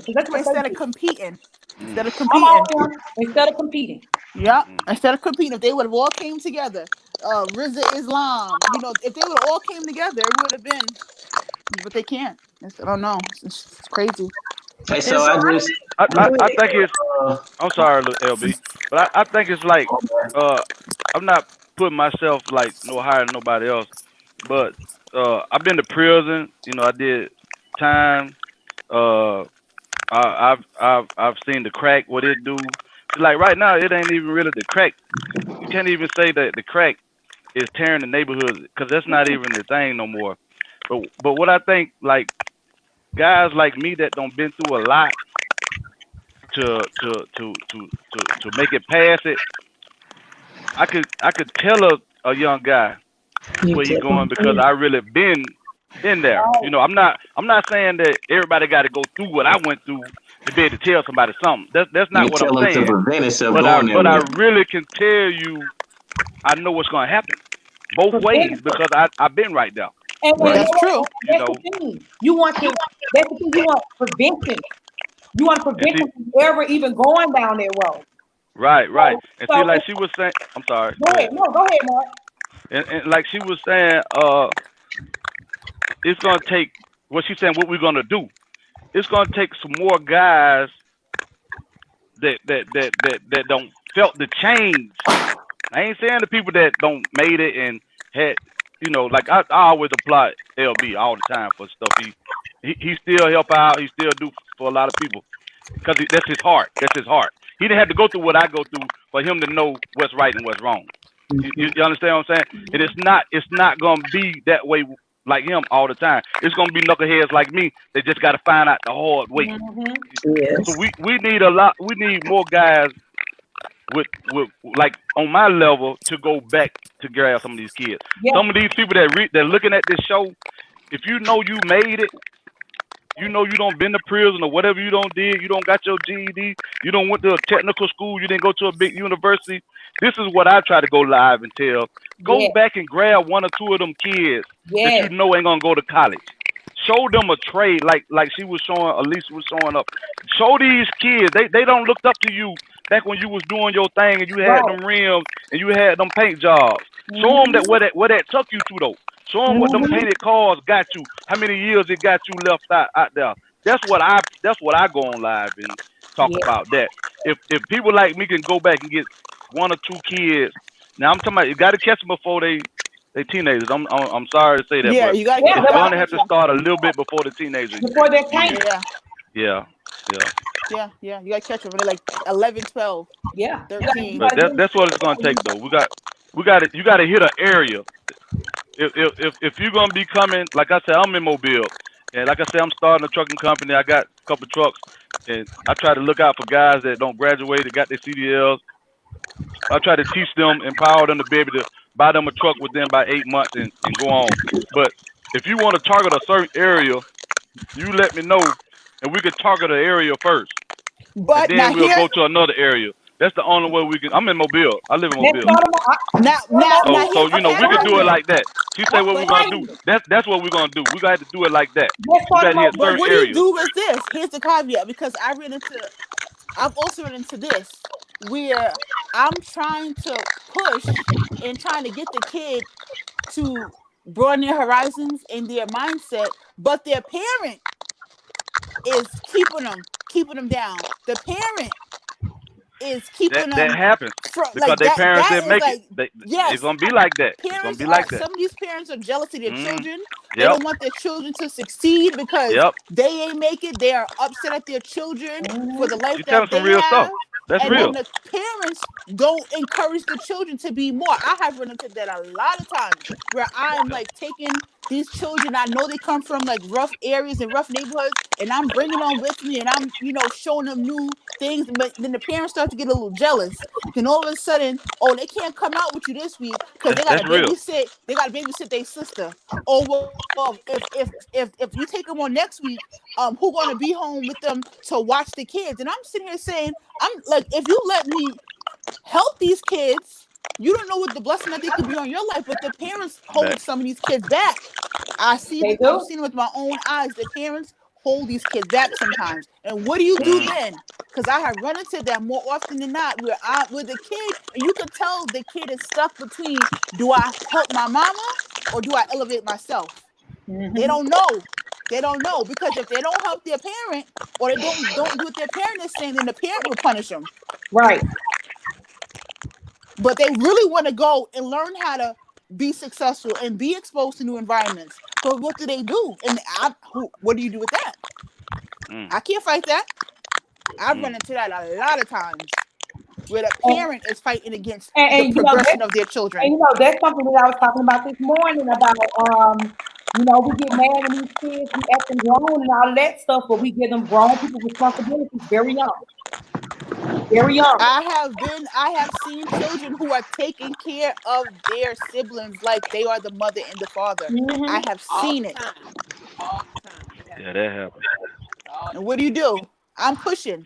I'm trying to expose them. But the parent is like, nah, they got to stay home. They got to watch their brother and sister. They can't go. They can't play instruments. You can't take them to the park. You can't take them out here. It's the parent. We have a lot of that going on. There are people who would mentor these kids. But you know what? You can't help everybody. As much as you want to help everybody, you can't help everybody. And when it's you against a parent, like in a household, you don't play part. And so you just have to move on to the next child, because you don't want to fight nobody. You don't want to fight nobody, mama about But I think more so than not, you have that happening, because I think that a lot of those environments really are breeding those type of parents, those type of parents. I think that a lot of these kids from that type of environment are dealing with parents that have that mindset. Okay, so what we do, y'all? What are we gonna do? I've actually had here's a scenario. Okay. I met a little girl. She's getting famous on TikTok. So I reached out to her and I was like, hey, I need you to help me, get my TikTok going before it gets too big. So I'm talking to her, and her mother jumps on the phone. Her mother's like, oh, nah, I'm talking to the little girl. The little girl is 17. Her mother jumps on the phone and goes, well, I also make videos too, and I got twice the amount of the followers, and I'm on the other end of the phone. What? This is true. Snatch the phone. I have 20,000 followers. I have more followers than she has. I can help you. And I'm saying, why are you trying to take from your kid? Like, right. Competition. I had this happen. A lot of mothers compete with their daughter. Competing. Miss Sims, what we gonna do? I say that we can definitely continue to have a lot of conversation about what to do, but the first thing would be to basically denote the youth, find the youth. I'm in Morris Point, Mississippi. You all in Mobile. That's less than 40 miles. It's gonna be each one trying to save one at a time. And earlier, I believe I heard, yes, it is true to a certain extent that after a certain age, it'll be challenging. But let me tell you something. We don't need to lose hope in our teenagers either, because guess what? That's true. We're aging. I'm 48 years old. So my health care, the nurses and doctors are gonna be what age? Right. Okay, so we actually should be training our replacements, training those that's actually going to be helping us as we age. Right. And I don't believe in leaving no child behind, but I do say this: don't waste time when we come up on those roadblocks where there's a lot of parental interference. We can't do nothing about that. We know that. But we can pray that at some point that child will be able to get the help him or her needs. I say that we gotta figure out how to gather the youth together to hear from them. We need to hear from them. We've been talking about. I can bring my 17-year-old daughter on the show. We can do a youth show. I can bring my 17-year-old daughter on the show. You have your 15-year-old son. Ms. Jada, I know you know a plethora of children. You know, to bring on this platform. You can hear me, Ms. Jada. I think My she's. phone is like. She It's not like somebody pouring ice, don't it? I don't know if I need to go out and come back in or what. I can hear you. I hear you. What I was saying was, you know, Ms. Sims said that we need to get the youth on here because the discussion really does start with them, because they're the ones who out here killing people and living this life, and they're the ones whose friends are dying in the streets like dogs. So we do need to get the youth on here, and I know I have a fourth, ma'am. I have a few parents that probably wouldn't mind, and I'll see what I can do. Please do. I'll get back with you. Okay. And Ms. Sims, you gonna bring your son? I sure will. And let me tell you something. When we get them involved, all they followers coming too. If I just believe that the youth feel that their voice will be at least heard without any negative criticism. Right. We're not in their shoes. During my time, people fist fought. Right. It's no more of that. And after the fist fight, we became friends again. Right. It's no more like that. They're taking lives, they're taking their lives. And so we need to give them the opportunity to talk to us. And then we could get some buy-in from them once we have heard them and moving forward. And seeing what they want to do. Yes. Yeah, I get that. Any last words for you, LeBaron? No, but I agree with everybody saying about we need to reach out and talk to the kids.